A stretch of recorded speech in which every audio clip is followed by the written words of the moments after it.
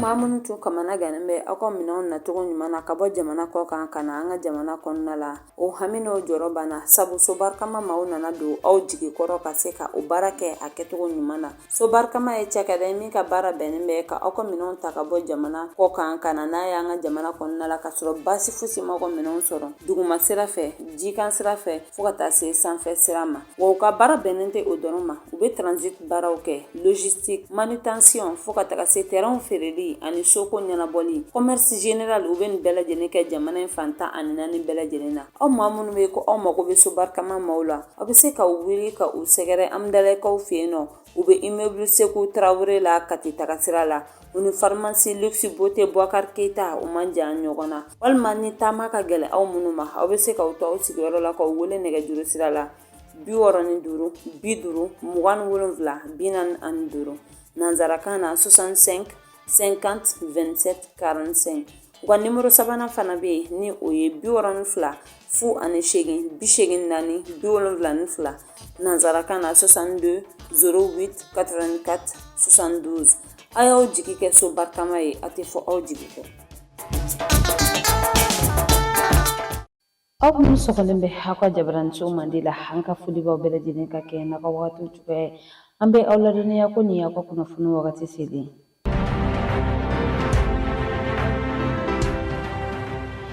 Bakuruba kunnafoniw na dɔ farali min kɛra an ka tajiw kan an da bɛna don o la fo ka taga se an ka baarako minisiri ye kun bɛ an ka kunnafonidilaw ɲɛkɔrɔ a ye da don u ka san 2025 baarakɛlenw na an da bɛna don o ni an ɲɔgɔnna caman na kɔkan kunnafoniw olu bɛna lase aw ma aw bisimila.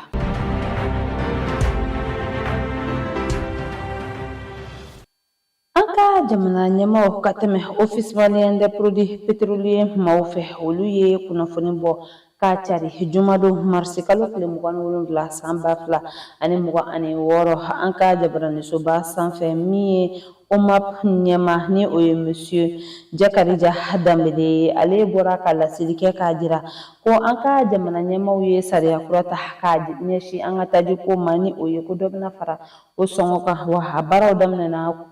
sibiri don marisi kalo tile 28 san 2026 zoroyari wagati la hajira la ko min ye an ka esansiw ye olu bɛna sɔrɔ 175 la min ye an ka gazuwaliw ye olu bɛna sɔrɔ 184 min ye an ka gaziw ye buteli minnu bɛ yen nɔ ni olu bɛ taa kilo 2 ni a kunkanfɛn na olu bɛna sɔrɔ 640 dɔ min ye an ka gazi buteli minnu bɛ yen nɔ ni olu bɛ kilo 6 ɲɔgɔnna na olu bɛna sɔrɔ 1415 la o hukumu kɔnɔna la min ye an ka jamana ɲɛmaaw ye k'u bɛ welewelemada kɛ ka ɲɛsin opérateur économiques bɛɛ lajɛlen ma ni sariya kura min talen filɛ nin ye ko a ka labato i n'a fɔ a ɲininen bɛ bɛɛ lajɛlen fɛ cogoya min na.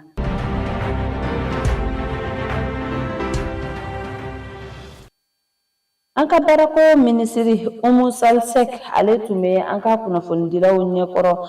primature kɔnɔna la jumadon marisi kalo tile 27 san 2026 ka ɲɛfɔli kɛ u ka san 2025 baara bolodalenw na a ye a jira k'u ka wulikajɔw kɔnɔna la san 2025 kɔnɔ k'u sera ka baara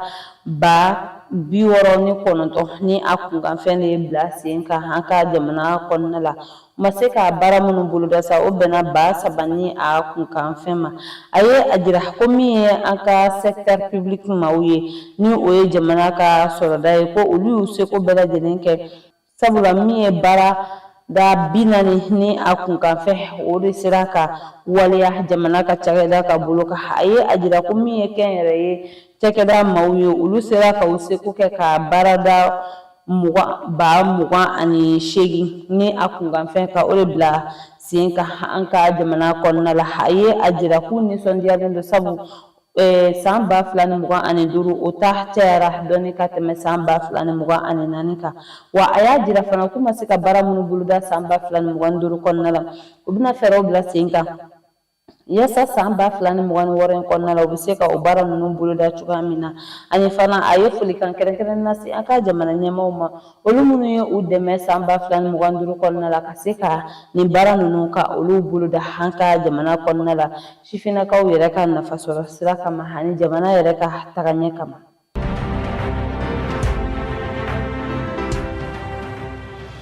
Sibirido marsi kalo tile 28 san 2026 an ka seko ni dɔnko minisiri Mahmud Dafe ni a ka délégation ma wulila ka u kunda Bugunikaw fɛ yen nɔ fo ka taga se Tombouctou gouverneur ni o ye monsieur Bakun Kante ka taga passation du témoin kɛnɛ kan biennale hukumu kɔnɔna la min bɛna kɛ Bugunikaw fɛ yen nɔ san 2027 min ye Buguni gouverneur ye ni o ye général de brigade Ousmane Wele ale ni a ka jamakulu bɔra kan an ka minisiri ni a nɔfɛmɔgɔw bisimila o bɛɛ lajɛlen tɛmɛnen kɔfɛ min ye u ka mascotte officielle birigiden fɔlɔ dara an ka premier ministre fɛ biennale san 2027 hukumu kɔnɔna la.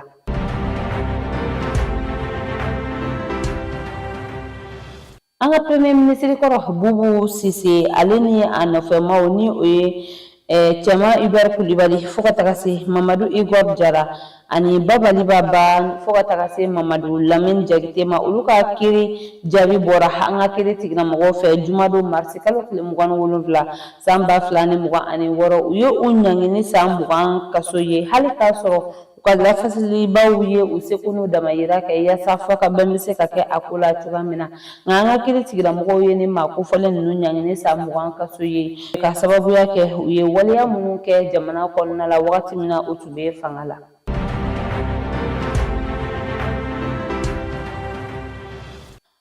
Bolodi ɲɔgɔnma hukumu kɔnɔna la AES jamanaw ni ɲɔgɔn cɛ min ye an ka kalanko minisiri ye ni o ye Amadou Sy Savanɛ ale ye Niger jamanadenw bisimila an ka jamana kɔnɔna la minnu kun nalen don ka na jateminɛ kɛ ka se ka misaliya ta an ka baki labɛn cogoyaw kan u ye hakilina falenfalenw kɛ u ka hakilina falenfalen ninnu kɔnɔna la min ye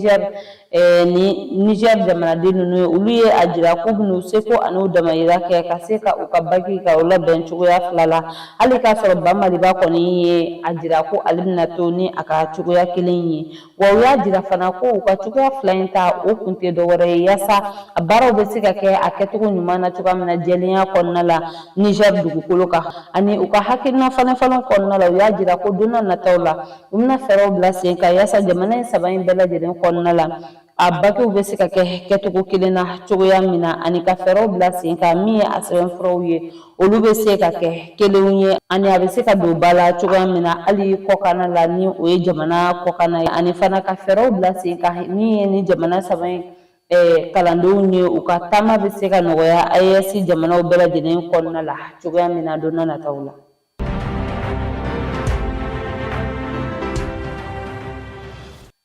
Marisi kalo tile 27 san 2026 an ka jamana kɔnɔna minisiri ye welewelemada kɛ ka ɲɛsin association bɛɛ lajɛlen ma k'u ka fɛɛrɛ bila sen ka teliyala yanni marisi kalo tile 31 san 2026 ka taa u tɔgɔ sɛbɛn direction générale de l'administration du territoire kɔnɔna la ko u tatɔla u ka fɛɛrɛ bila sen kan ka taa n'u ka statut n'u ka règlement ye yaasa a baara bɛ se ka nɔgɔya cogoya min na ani fana ko n'u tilala o baaraw bɛɛ lajɛlen na u bɛna lisi bɔ association minnu taara ani fana ko wele bɛna bila o association ninnu ma avril kalo tile 2 san 2026 nɛgɛ kanɲɛ 14 wagati la ministère yɛrɛ kɔnɔna la a y'a jira ko o lajɛrɛ kun tɛ dɔwɛrɛ ye yaasa min ye association ninnu ye u bɛ se ka u ka représentant suganti bɛnkan na walima k'a kɛ ni vote yɛrɛ ye yaasa a baaraw bɛɛ lajɛlen bɛ se ka kɛ jɛlenya kɔnɔna la cogoya min na o hukumu kɔnɔna la k'u bɛ welewelemada kɛ ka ɲɛsin association bɛɛ lajɛlen ma minnu bɛ consommateurs ka bolo kan ko u ka fɛɛrɛ bila sen kan yanni marisi kalo tile 31 cɛ u ka taa u tɔgɔ sɛbɛn direction na yaasa baara min bolodalen bɛ u bolo o bɛ se ka nɔgɔya.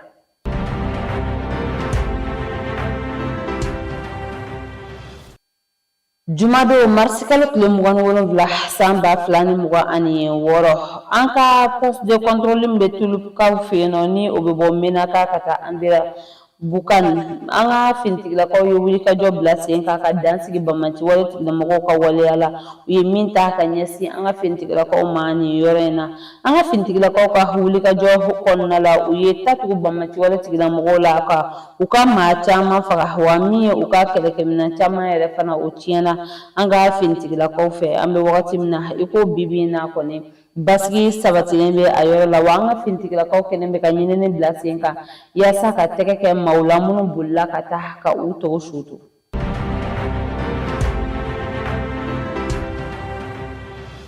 Alamisadon marisi kalo tile 26 san 2026 min ye an ka duwani cɛdenw ye an ka kɛnɛya sabatili kama olu ye wulikajɔ bila sen kan ka tɛgɛ kɛ bɔnbɔn kartɔn 280 na minnu dati tun bannen don kabini san 2025 novanburu kalo la ani fana min ye boisson énergisante pake 140 u ye tɛgɛ kɛ o la minnu tun donna jamana kɔnɔna la yuruguyurugu sira fɛ ka sɔrɔ sɛbɛnfura yɛrɛ tɛ o la an ka duwani cɛdenw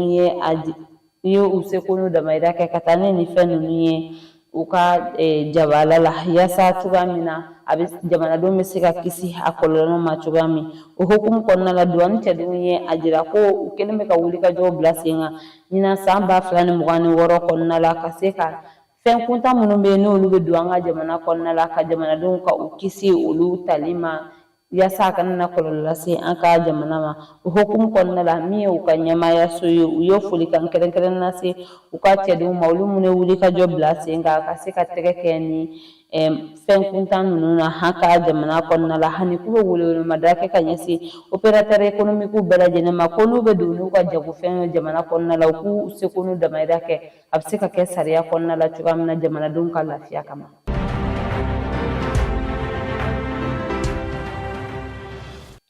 Jumadon marisi kalo tile 27 san 2026 état-major général des armées bɔra ka laseli kɛ an ka finitigilakaw ka wulikajɔ kan u ye min kɛ Menakakaw fɛ yen alamisadon marisi kalo tile 26 san 2026 an ka finitigilakaw ye tatugu bamaci wale tigilamɔgɔw la min kɛra sababu ye ka u ka maa caman ka o de faga ani fana min ye u ka kɛlɛkɛminɛn caman o tiɲɛna an ka finitigilakaw fɛ wa état-major général des armées ye a jira ko bɛɛ lajɛlen ka hakili sigi sabu min y'an ka finitigilakaw ye ni o ye olu ye k'u kalikannen don ka lakana sabati jamana in fantan ani naani bɛɛ lajɛlen na min ye maa jugu ninnu ye ni o bamaci wale tigilamɔgɔw ye ka u daga ka o ta ka bɔ jamanadenw da la.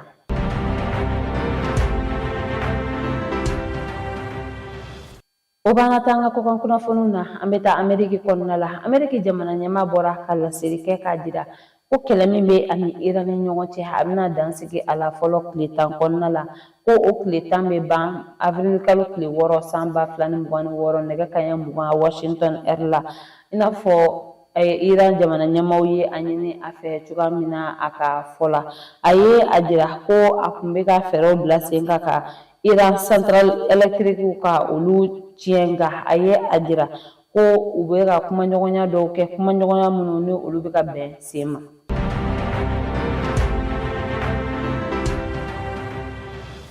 N'an bɔra an bɛ taa Niger kɔnɔna la Niger jamana ɲɛmaa Abdurahmani Tiani ale ye fɛɛrɛw bɛɛ lajɛlen bila sen kan min ye AES carte biométrique baaraw olu ka se ka daminɛ a ka jamana kɔnɔna la jumadon marisi kalo tile 27 san 2026 a yɛrɛ de kɛra maa fɔlɔ ye min ye a ka enrôlement baaraw kɛ wa a ka sɛbɛnfuraw yɛrɛ fɛnɛ olu dira a ma nin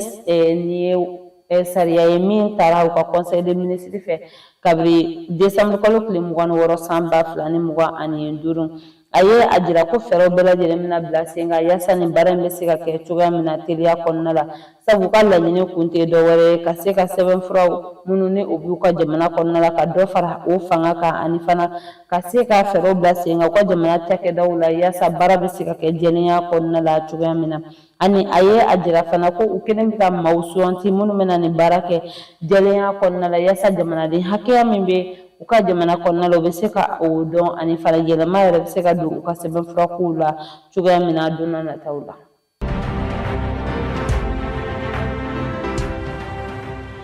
Ni bɛ dan sɛgɛn an ka bi kunnafoniw na an tɛ sɛgɛn an tɛ ɲinɛ an b'an ka dibilabarakɛbagaw fo sabu jɔyɔrɔ ka bon an ka baara in na an bɛ so barikama logistique transit maaw fo olu minnu bɛ ka an jukɔrɔmadon yaasa an bɛ se ka kunnafoni jɛlen di aw ma cogoya min na sanga ani wagati ni ala m'an ka jɔnya jɔnya na an bɛ ɲɔgɔn sɔrɔ yan nɔ don wɛrɛ ka kunnafoni di aw ma ladiriya la shukran